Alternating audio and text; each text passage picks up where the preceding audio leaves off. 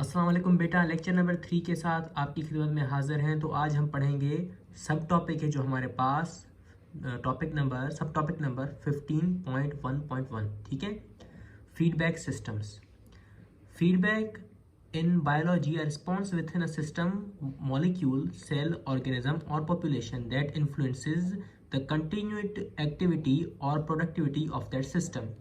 अब अगर हम इसकी मीनिंग नटशेल करें तो हमारे आसपास कोई भी चेंज होता है और बॉडी उस पर रिस्पॉन्स देती है, उसे हम फीडबैक सिस्टम कहते हैं। ठीक है, अब फीडबैक सिस्टम होते हैं हमारे पास दो किस्म के। फीडबैक सिस्टम के होते हैं दो टाइप्स। ठीक है, एक होता है पॉजिटिव फीडबैक सिस्टम, दूसरा होता है हमारे पास नेगेटिव फीडबैक सिस्टम।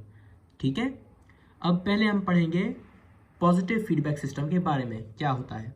ठीक है, if there is a change in system, it further initiates, intensifies the change।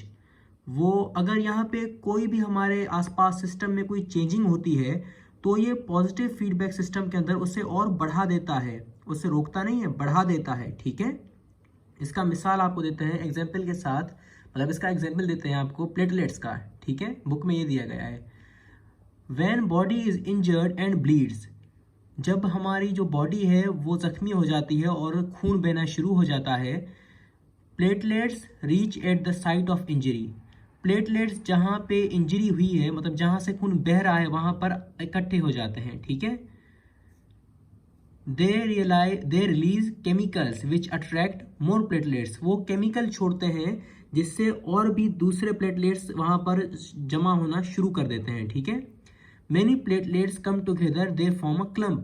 अब इतने सारे प्लेटलेट्स आ जाते हैं कि वहां पे प्लेटलेट्स का अंबार लग जाता है। ठीक है, और वो अंबार फिर ब्लड क्लॉट बना देता है, कड़ी बना देता है खून की। ठीक है, it intensify the change that was happening to the body.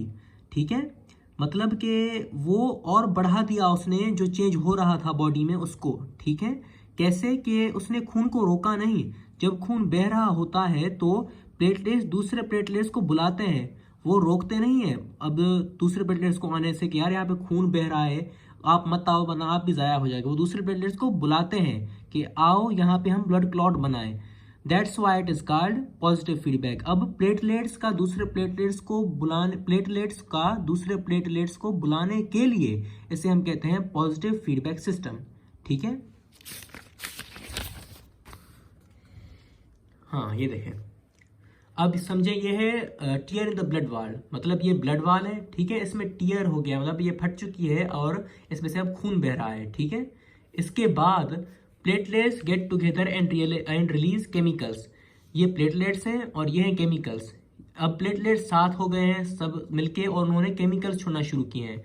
अब more platelets are attracted due to the released chemicals. अब छोड़े हुए केमिकल्स की वजह से दूसरे प्लेटलेट्स यहाँ पे आके इकट्ठा हो गए हैं। ठीक है, अब इसके नतीजे में ब्लड क्लॉट इज फॉर्म्ड और ब्लड फ्लो स्टॉप हो जाता है। ठीक है, ब्लड क्लॉट बन जाता है और जो बहता हुआ खून है वो रुक जाता है। एंड ऑफ फीडबैक, यहाँ पर हमारा पॉजिटिव फीडबैक खत्म होता है। चले आते हैं हम दूसरे किस्म पे जो है नेगेटिव फीडबैक सिस्टम। ठीक है, The negative feedback system suppresses the normal physiological activities to bring body back to normal state। अब जो नेगेटिव फीडबैक सिस्टम है वो रोक देता है जो आम एक्टिविटीज हो रही थी बॉडी की उनको। ठीक है, कैसे रोक देता है, मतलब वो रोकता है। जो हमारे पास पॉजिटिव था वो बढ़ा रहा था, इंटेंसिफाई कर रहा था, ये रोक रहा है। इसका एग्जाम्पल लेते हैं हम, जब सर्दी लगती है, ठीक है, कोल्ड, आपको सर्दी लग रही है, body temperature decreases below set point.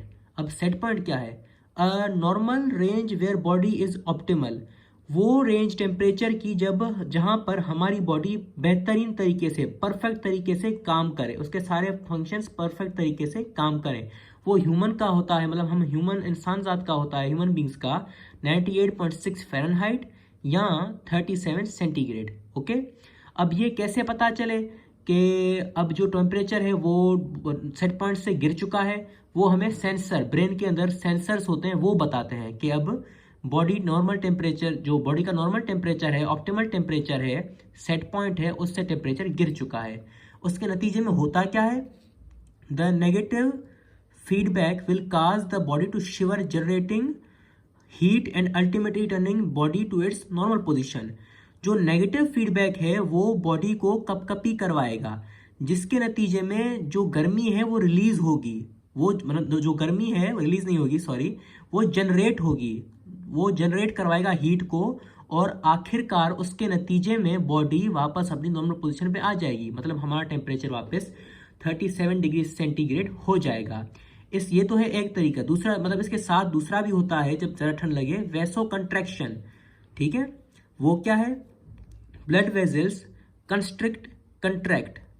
Blood vessels जो हैं वो बिकम टाइट, वो सिकुड़ जाती हैं। ब्लड वेजल्स का सिकुड़ जाना, उसको हम कहते हैं वैसो कंट्रैक्शन, जिसके नतीजे में स्वेट ग्लैंड्स जो स्किन में पसीना निकालने वाले सुराख होते हैं वो बंद हो जाते हैं, ठीक है। वैसो कंट्रैक्शन के नतीजे में स्किन में जो पसीना निकालने वाले सुराख होते हैं वो बंद हो जाते हैं, और उसका रिजल्ट ये आता है कि heat is trapped inside the body and can't go out, ठीक है। गर्मी हमारी बॉडी के अंदर ही रहती है और बाहर नहीं जा पाती।